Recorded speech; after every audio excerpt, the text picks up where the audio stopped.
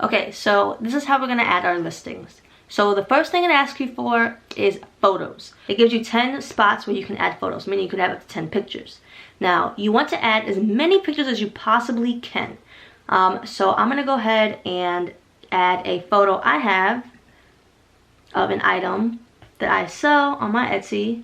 Okay, so it is this shirt. So I'm gonna go ahead and click on it and click open.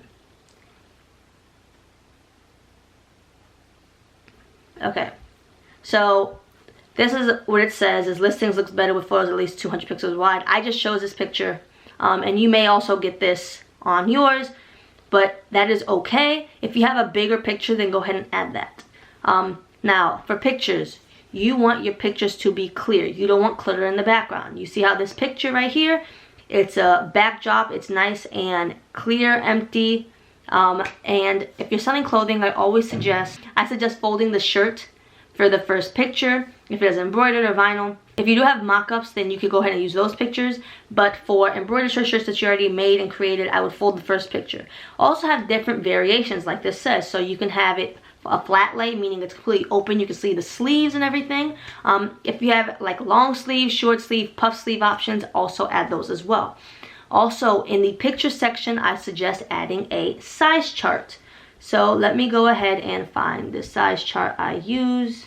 So here is one of my size charts that I use, and I always upload that as a picture.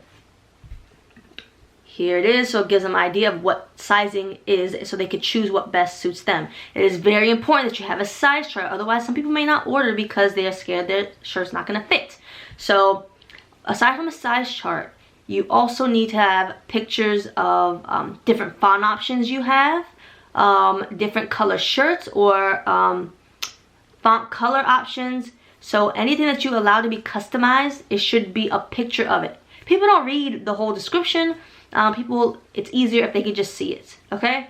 So different pictures. Also have pictures zoomed in. So it could be a closer picture of this number 3, so they can have a better idea of the detail of the number 3. A closer picture of the unicorn, a picture of just the font. You know, you want to make sure they can see every aspect of it. So 1, there's no issues later, or 2, they fall in love with it even more. So this goes for anything you sell. It doesn't just mean shirts. If you're selling cups, you know, take different pictures of the angles. Maybe do like a comparison, like maybe a tennis ball next to it, so they have an idea of how big the item is, if it is not clothing. Like I said, backdrops are important. Some of the backdrops I've used Ink and Elm, I've used Bubblegum backdrops. They're both Etsy shops, so you can try to find them for pictures for your backdrops.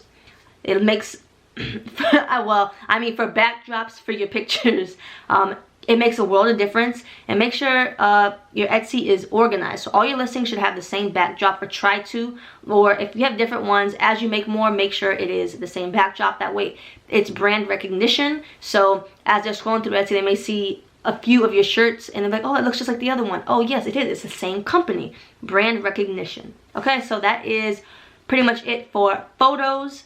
Another thing for the picture section is the thumbnail. So the thumbnail means what people will see when they search for an item on Etsy.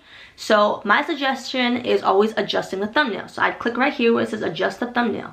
Now, I always suggest it to be zoomed in, where you can still see everything, but it's zoomed in so they can have a clearer view of your item.